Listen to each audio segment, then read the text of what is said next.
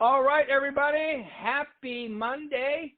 Okay, March 15th. Everybody out there? Who's out there? Good morning, everybody. Morning. Come on, this is the part where you can say good morning before I mute you all. Good morning. This is Laura. Hi. Hey, Laura. How's it going? Good job. To hear those people coming on, those realtors. Remember, Darren, 8:05 is 8 o'clock to most realtors, just so you know. Right. All right, hold on 1 second here. I got to do this.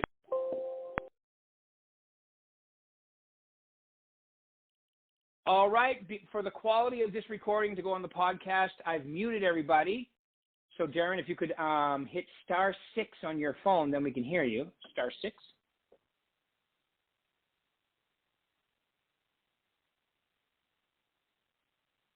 Not the pound. Star. There he is. There I am. There he is. Okay, so ladies and gentlemen, for all three states, the legal man for the company, Mr. Darren Welsh. Ladies and gentlemen, yes. I thought I'd had Darren on today. So well, first off, Darren, tell me a little about yourself, and then I'll get into a few questions, please, if you could. Oh my gosh. About me? Don't start at the beginning. Yeah. Well, I'm I am the general counsel for the 3 states, 4 companies. I've been doing this a long time, longer than I expected. You know how that goes. But it's just great. I really enjoy working in real estate, and I kind of consider myself like an emergency room lawyer because I don't really get to deal with the problems all the way to the end. I'm like triage, you know. They sort of come in and tell me how they cut their finger on their lawnmower, and I fix it. Right. That's amazing. Speaking of that, It reminds me of a commercial. When I first moved here, I saw of a lawyer. It was hilarious during the Super Bowl. All right. Anyway, we won't get into that now. But all right. So now I would have to imagine that it's just about a year now. Perfect timing, right? This is when it's when the wheels started to be shaky. They didn't come off the bus yet, but they started getting shaky about a year ago. So this has got to be one of the most incredible years for your probably legal career, correct? Yeah, without a doubt. One of the strangest things I've been through. I mean, this is truly unprecedented. It was very similar to the Great Recession in that, but it happened much faster. The Great Recession was like a slow boil, and properties fell from 2007 to the bottom was 2012. So think about that. Right. We dealt with it for 5 years before we saw recovery. So this one, the difference here is we happen to be one of the most popular people at the dance during this crisis. Whereas in the Great Recession, property was not popular. People were actually saying that homeownership was going to drop dramatically, and persons were not going to be interested in spending money on the asset of a home. And the exact opposite happened here. Who knew what was going to happen? I mean, it was anyone's guess when it started. And it was actually almost 1 year to the day. I mean, they closed the schools down, and then in Northern California first, if you recall. Yeah. They were really the trendsetters up there, San Jose area. And ironically, they think the super spreader event was in Las Vegas. It was Comdex kind of thing. And Google had a big meeting in Las Vegas, and they went back to San Jose. But anyway, what we know now is, of course, everything in hindsight is 2020. And now we've realized that having a home, having stability is so important. And people have realized that, if they're forced to stay home, they all of a sudden they realize that, they do not have a very quiet house. I read this great article about some architects they talked to, and how if they could redo their house, they would, because, they need an office. Their children are too noisy. They don't have they didn't really focus on the yard because they could go use, the community pool or something to that effect. And now they realize they can't go anywhere. So as we've seen, properties have become very important in the game plan. And we're truly cruising into a weird time when we have, we have, in certain areas, we have unbelievable unemployment, like if you're in the service industry. And yet, on the flip side of the coin is that with that unemployment, we're looking at prices in housing actually rising and the popularity of housing increasing to the point of, we don't have all the data yet, but we're going to see a lot of second homes as an asset that someone has. And for those that live in the quiet, touristy towns, and they sort of get overrun in the summer or maybe in the winter, depending on which part of the world you're in and where people are escaping to, they're grumbling because so many big cities have taken up to get that second home in the resort area that they usually only went like a month a year. And that's happening all over the world. You can read about it in Spain, France, Italy, UK, not just here. And so what an interesting thing to go through in that in the beginning, if you recall, in March of 1 year ago, we had a massive amount of cancellations because people were scared and they didn't know if they should make the purchase. And some people didn't want to sell because they didn't want to leave their house and go anywhere. And so now only, 4 or 5 months later, those that hung on and did go through with the purchase were rewarded. You just never know. I mean, March was by far, the stock market fell. Everybody's numbers across the United States. If you look at the income that came in April, April was a bad month because of the amount of cancellations that occurred. And then it slowly picked up. Yeah. In California. Go ahead. I mean, April and May were the 50%, 60% months. The end of March lost some closings. April, May, about 50, 60%. June, about 75%. July, about 110%. It was and right now we're getting, and it's a lot of things. Like you said, the economy pretty much is down to a 6% unemployment rate, which I think is going to get even better as things progress. The interest rates are incredible. And you're right. A lot of people spend so much time in their home. They're like, geez, if I'm, I heard it today on, or I read it today in one of the news things. 47% of people. No, it's on the book I'm listening to called Post. What's it called? Post COVID. Actually, it just came out called Post COVID. I said I got to get this. 47% of people have been given the option to work out of their homes. If you're in high tech or whatever. So they've said, you know what? If I'm going to turn this into my office, I'm going to sell my house because I've got equity and buy something else. The interest rates are incredible. Not going to affect my payment that much. So you got people downsizing, upsizing, side sizing, like you said, getting second homes, and Vegas has second and third and fourth home owners people have when they come here. Yep. And we're seeing a migration, which is very interesting that we don't have our arms around yet, but we're gonna, as it trickles in, and we'll read about it. But and I can relate it to my own life. My niece has just put her studio apartment in New York City up for sale. Of course, I put her through the referral program or whatever it's called. And she's moving to California because she can't handle, she just can't handle, she doesn't want to go through it again. She's been in a studio apartment for a year in New York City.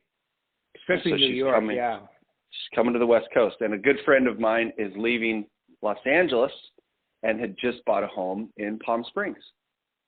Nice. Same issue. Was in like a fourplex, a cute little apartment condo in Los Angeles, which was very nice until the pandemic hit. And now she wants to be in Palm Springs and be able to go into her little backyard and she has a pool. It's very, very cute mid-century house, So what I would say in reflection, what I'd say about what happened in the last year is I really, really thought COVID was going to actually have more of an impact. And in fact, once we got through the concept of showing a home and respecting everyone's wishes and making sure we did it with health protocol, et cetera, we really moved past COVID and moved back into just an aggressive, market where there's low inventory. And we have the added stress because, in the back of the story, in the back of the problem was always a little bit of sprinkle of COVID. For example, I would have a situation where someone had recently lost a loved one to COVID.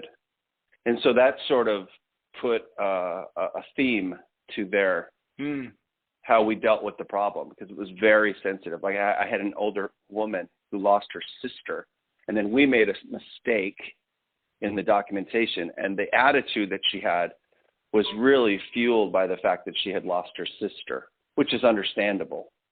Absolutely. But that it wasn't just the fact that we made a mistake in the paperwork. But anyway, it's interesting that what really happened is that we just got right back to a cycle of real estate, because real estate's a roller coaster.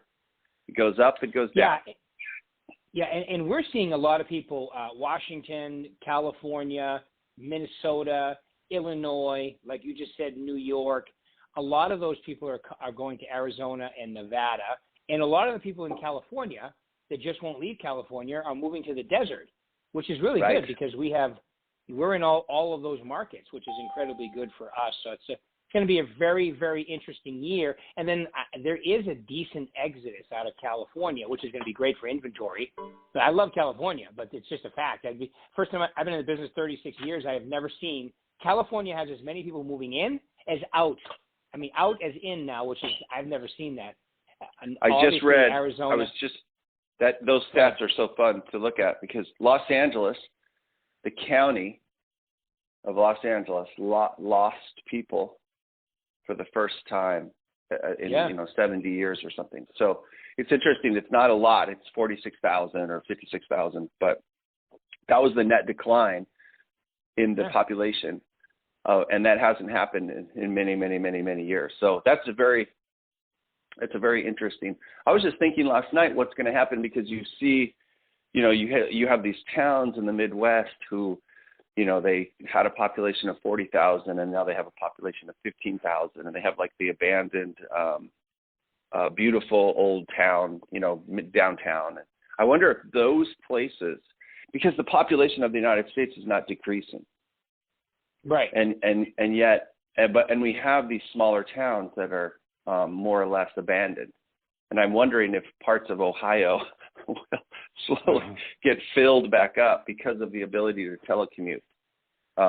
Right. And I'll mention one more. My brother was here last night, traveling for work, and we met outside, of course.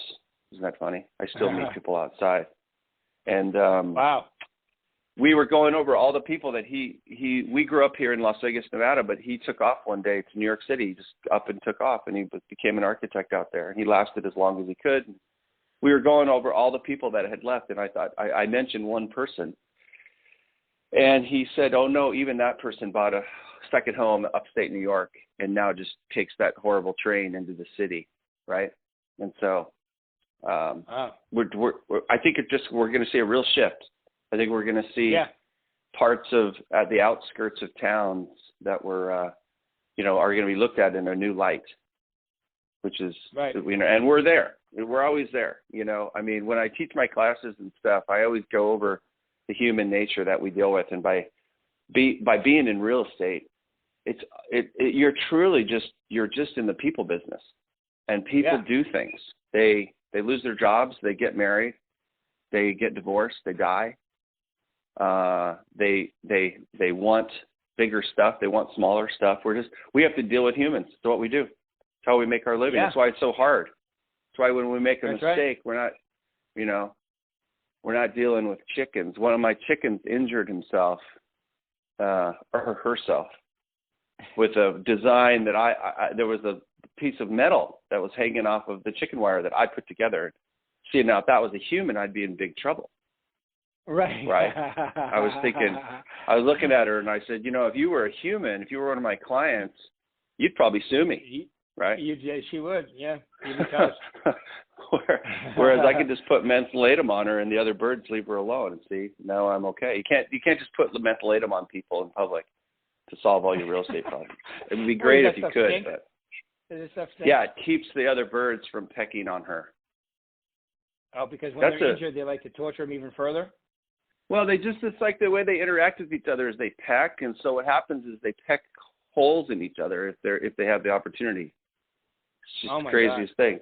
But then you just go on YouTube. How many chickens do you have now? I only have 11. They come and go, I've had many over the years.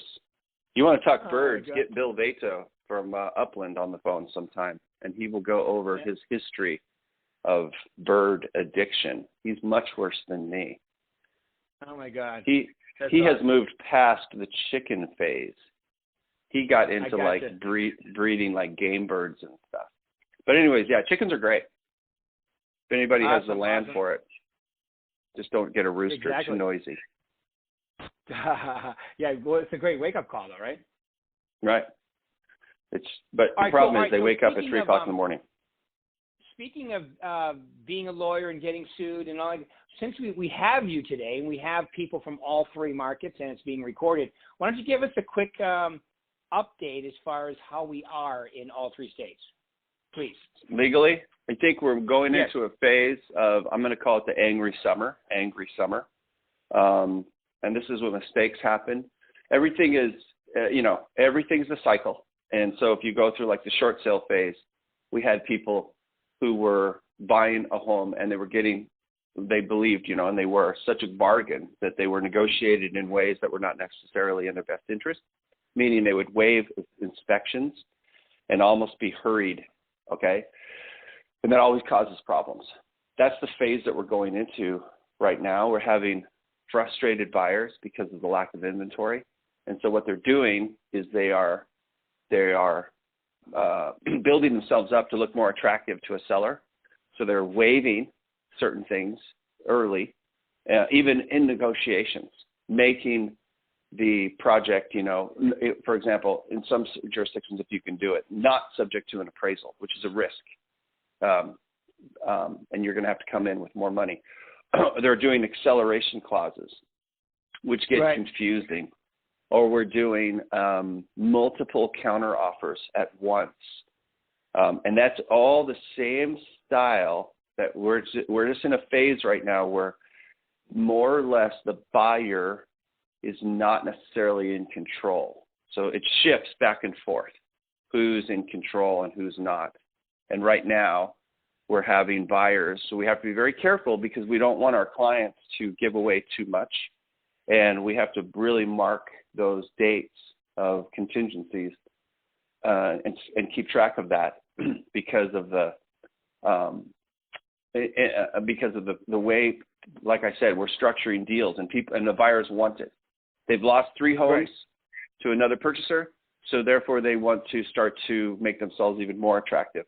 And so then when the situation becomes, anytime the situation becomes lopsided, like an airplane turns to the right or the left and it dips left, right, it just corrects itself. And so we're seeing mistakes be made because buyers are a little frustrated. And then on the same side, anytime you get into creative contracting, where we're thinking of a variable and we're focusing on one thing, it's like playing chess. You're focusing on one move and you don't even realize that on your back door, another player is going to come in and damage you. And so I have multiple situations where we're doing the acceleration clause and we're saying, I will come in at 5,000 above appraisal, for example. But the way it's written, it turns out that on the flip side, it ends up hurting us. So we have a couple of them right now where we're forgetting about the other, forgetting about the other variable in that number. So if you say, I'll pay 5,000 above appraisal, then what you're saying is it's going to appraise. You offered 400. You think it's going to come in at 395. What if it comes in at 300? So there's a floor to that number. Right. There's a floor Right. to the acceleration clause that we're missing a couple of times. And we get into these arguments where the buyer says, oh, lucky me, I get to buy the house 30% off. And then the answer is, no, that's ridiculous. That appraisal is faulty, cannot be that low. And that wasn't the intent of the parties. And the buyers say, well, that's tough. I'm getting an attorney. So I don't like acceleration clauses for that reason, because you really have to think of every angle. And then the other one that we're messing up lately is, again, because we're getting creative and we have a certain style of real estate right now, and that is we have multiple offers. So if you're priced accurately, there's a very good chance you're going to get burdensome amount of offers. And so when we do a multiple counteroffer, we want to be very careful, because that's not normal. Normally, we deal with one project at a time. We have a buyer, we have a seller, and we're going back and forth, and we're trying to get the deal on. When you're dealing with 4 buyers at once, 2 buyers at once, of course, the situation just ramps up. And if you make one mistake, the reverberations can become rather severe. So we have had multiple scenarios lately where we sold the same property to multiple people. Happens all the time. Again, that's because we're in this market where we're having to juggle a little bit more. And so my most recent favorite one is we flat out did not pull out the correct form. We sent 2 multiple counteroffers, but they were not multiple counteroffers. They were 2 counteroffers, exact terms, to 2 different buyers, both accepted, both opened escrow, and we have a problem. So what we did is we just put some duct tape down the center of the house, and so one guy gets one side of the house, and the other side gets the other. And then we flipped a coin as to which side of the house that you want to get, right? That's not what happened. Right. What happened is everybody got upset, and we actually worked it out, but we didn't make any money. We talked one person into going away, and we lost our commission plus. And luckily, that's what it came down to, because in those scenarios, we just, the worst thing about real estate litigation is the plaintiff's counsel think we're focused on one commission. And they always will say, you did a poor job because you were only worried about your money. And you sacrificed your integrity just to get paid, which is 100% not correct. So the odds of that ever occurring are so low. It's just not true, but that's the standard reply or demand or charge, made by plaintiff's counsel. The reality about real estate is that we're never really focused on just this deal. We're focused on the next deal, the next deal, the next deal, the next deal, because if we don't have another client, this client does not give us a referral, we have to grow constantly. So once we have this sale done, we pray that their brother-in-law needs a house next. Our sign in the yard triggered more excitement. Another person dials our number, and that's real estate. So the real damaging thing about a fight in real estate is that not only do you not make the commission on the sale, so we get through this problem, right? We sold the same house twice because we were in a hurry and we were trying to get out of town. And so he pulled out the wrong form online. And he sent it out and thought he got it done, and then he got in his car and he drove out of town with his children. Well, he sent the wrong forms. So now what's happened? The seller is not happy with us. So they've had to hire counsel because they were worried right away. Of course, they sold the same house twice themselves. So that person highly unlikely that the seller will ever refer a client to us again, because of the experience they had. So do the math on that and extrapolate that out 2 to 5 years, and that is a real damage. That's the problem with screwing up in real estate, in my opinion. It's just this, and even if you're on the buyer's side and you didn't do anything wrong, but your client is not getting that house because this listing agent made a mistake, your buyer is human nature, again, and we have to deal with humans.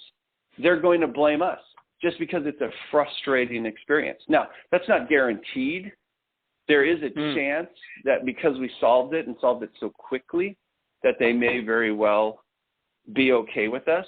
But that's truly the ramification. So it always makes my blood boil when the plaintiffs' counsel say we're so focused on this commission. We're so focused on taking care of the deal so that everybody makes money and is happy and satisfied with the transaction. And then they use us again in 16 months. That's really how we stay in business.